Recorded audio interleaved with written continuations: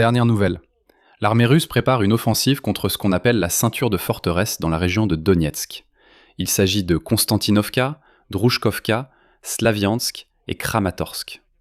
De plus, elle compte le faire en répétant la tactique du interdiction aérienne sur le champ de bataille qui malheureusement a déjà fonctionné avant la prise de Pokrovsk et Goulaypol en 2025.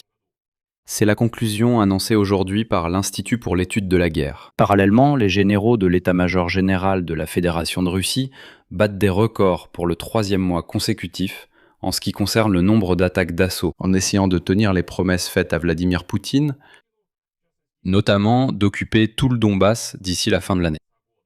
En réponse, l'Ukraine continue de détruire systématiquement la logistique russe. Au cours des 2 derniers jours, des entrepôts Wildberries ont été frappés dans plusieurs régions, des dépôts de pétrole et pour la première fois, un centre de distribution d'une grande chaîne de supermarchés. Il est important d'analyser tout cela en détail, car les Russes ont déjà commencé à manipuler ce sujet. Analysons, comme on dit, les 2 fronts, à la fois militaires et logistiques. Je m'appelle Alexei Pesci, discutons ensemble de tous ces sujets, mais avant de commencer, je vous demande de vous abonner à cette chaîne YouTube. Nous approchons la barre des 300 000 abonnés, donc je vous serai reconnaissant pour chaque abonnement. Alors commençons par la principale nouvelle, parce que la Russie prépare dans le Donbass. Selon l'Institut d'études de la guerre de Washington, les occupants russes répètent certains aspects de leur campagne d'interdiction aérienne sur le champ de bataille, menée à l'été et à l'automne 2025, et qui a créé les conditions pour l'offensive à la fin de 2025, dans la région de Pokrovsk et Goulaypol. En 2026, l'armée de la Fédération de Russie mène une campagne similaire, cette fois-ci visant Slaviansk et Kramatorsk. Voici les détails. L'armée russe frappe de plus en plus souvent les locomotives ukrainiennes, qui sont d'une importance cruciale pour la logistique des forces armées ukrainiennes.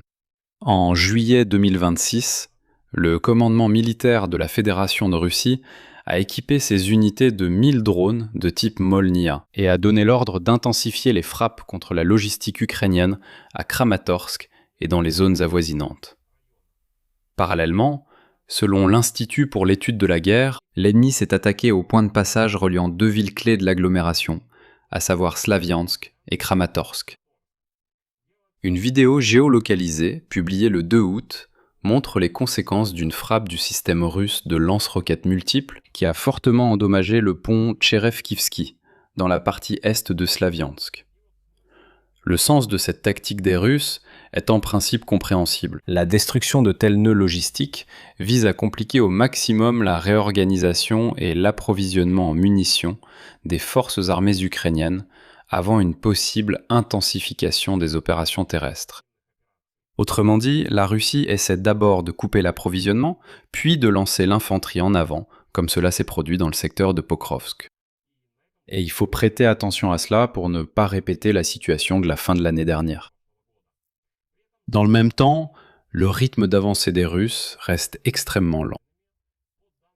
Selon les analystes de l'Institut pour l'étude de la guerre, en juillet 2026, les troupes russes n'ont avancé que d'environ 38 km², ce qui représente en moyenne un peu plus d'1 km² par jour sur l'ensemble de la ligne de front.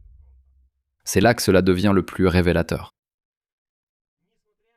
Malgré un rythme aussi faible, le nombre d'actions d'assaut de l'armée russe en Ukraine en juillet a établi un record pour le 3e mois consécutif. Cela ressort des calculs du projet ukrainien Deep State.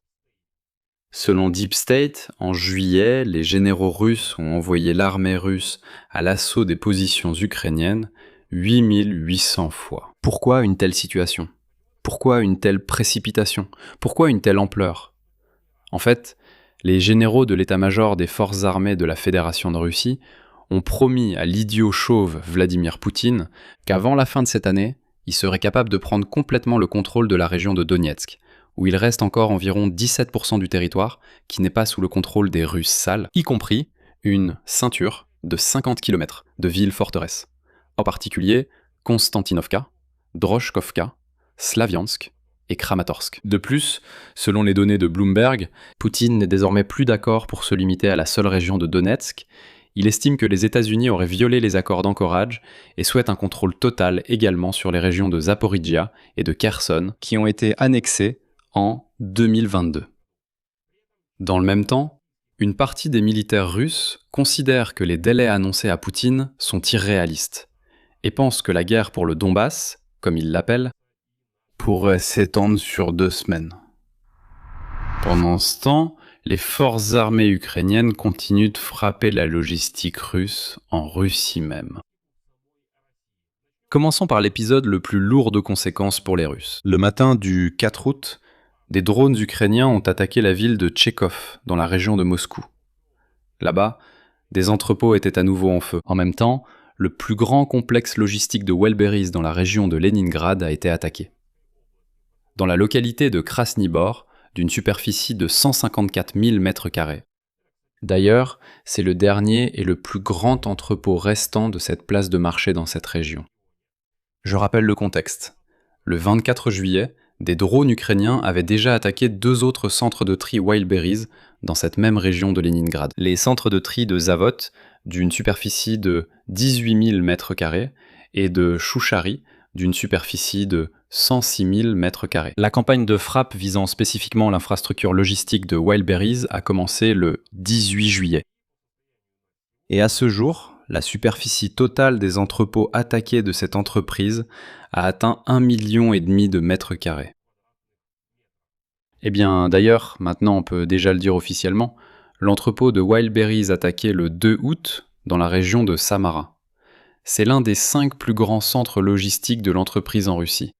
Il a entièrement brûlé avec toutes les marchandises, comme l'ont enfin confirmé les autorités russes. En plus, des drones ont attaqué la raffinerie de pétrole de Syzran et un autre entrepôt Wildberries près de Tver. Mais il s'est aussi passé quelque chose pour la première fois cette nuit. Pour la première fois depuis le début de cette campagne de frappe, les drones ukrainiens ont attaqué non pas des entrepôts Wildberries, ni des raffineries de pétrole, mais un centre de distribution d'une chaîne de supermarchés alimentaires. Il s'agit de Lenta, l'une des plus grandes chaînes du pays, qui compte plus de 700 magasins et qui est contrôlée par Sever Group, appartenant au milliardaire Alexei Mordachov. Il est important ici de rétablir d'emblée le contexte réel avant de tirer quelque conclusion que ce soit. Les Russes crient déjà à tue-tête que les Ukrainiens ont frappé un entrepôt alimentaire. Comment est-ce possible ? C'est du terrorisme, etc. Mettons les choses au clair. Ce n'est pas du tout la première frappe contre des denrées alimentaires. La logistique dans cette guerre. Mais maintenant les rôles se sont inversés. Je vais vous rappeler le tout dernier épisode. Le 3 août, dans la journée, la veille même de cette frappe ukrainienne, les troupes russes ont frappé des entrepôts de denrées alimentaires à Dnipro. Moins de 24 heures avant cela. Un entrepôt de glace a été détruit. Sa production était distribuée dans toute l'Ukraine. Avant cela, les Russes sales ont attaqué des usines avicoles, attaqué des entrepôts alimentaires, et ainsi de suite. C'est-à-dire que la première à frapper la logistique alimentaire civile a été précisément le camp russe ensauvagé. Et cet entrepôt de Lenta est déjà la réponse ukrainienne à cette attaque et à de nombreuses autres frappes similaires contre l'infrastructure civile de l'Ukraine. C'est tout. La guerre est devenue totalement symétrique et les Russes devront subir eux-mêmes toutes les entrevidées joies de la guerre que la Russie a apportées en Ukraine.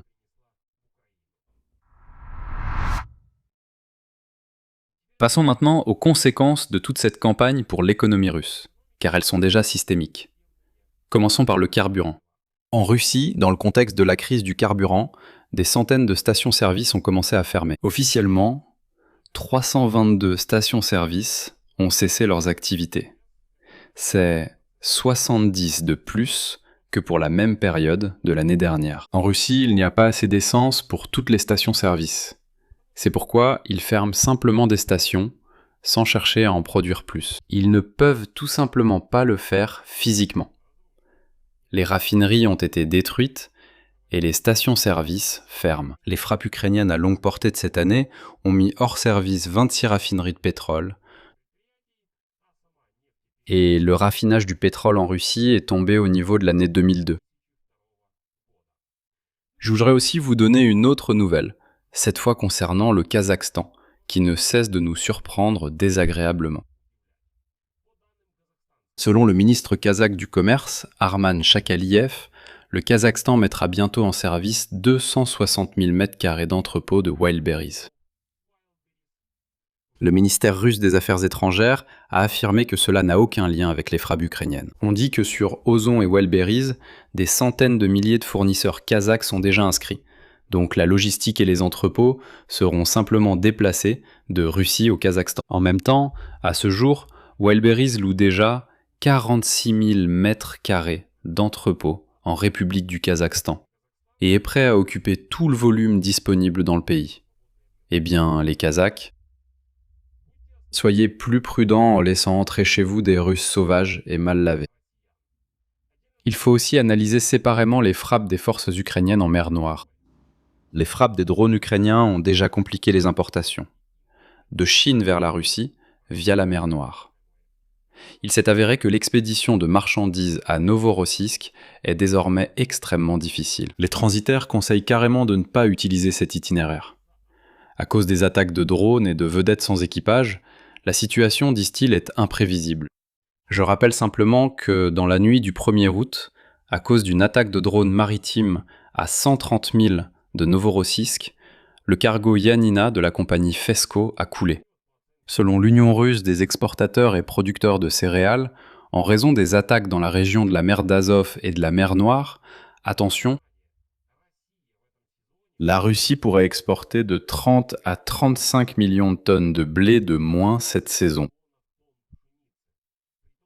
alors que les analystes prévoyaient une exportation totale de 45 millions de tonnes. Autrement dit, ils ne peuvent plus exporter la majeure partie de cette quantité. Eh bien, ils se sont réjouis trop tôt, quand les Russes se moquaient des ports d'Odessa. Eh bien, résumons cette édition.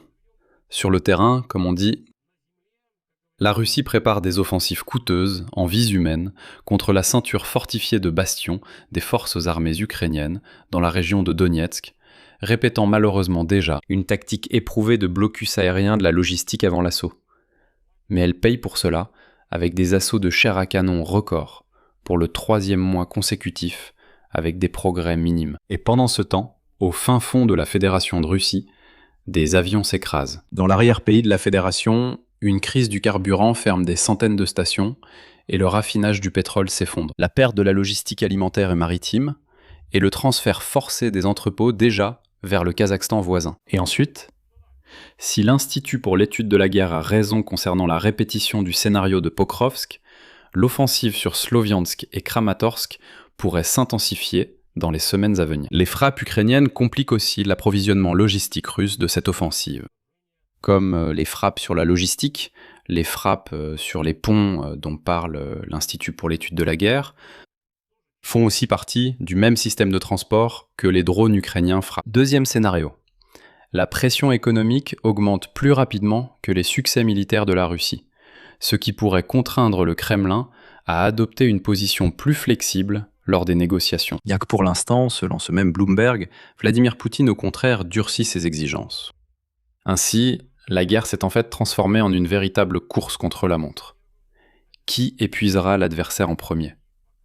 Et pour l'instant, l'Ukraine s'en sort plutôt bien. Je vais m'arrêter ici, donnez votre avis, partagez vos conclusions, écrivez dans les commentaires sous cette vidéo, abonnez-vous à la chaîne, cliquez sur la cloche, et n'oubliez pas de mettre un like. Si vous souhaitez soutenir le travail de cette chaîne YouTube, vous pouvez le faire en faisant un don via les liens et les coordonnées dans la description de cette vidéo. C'est tout pour aujourd'hui. Prenez soin de vous.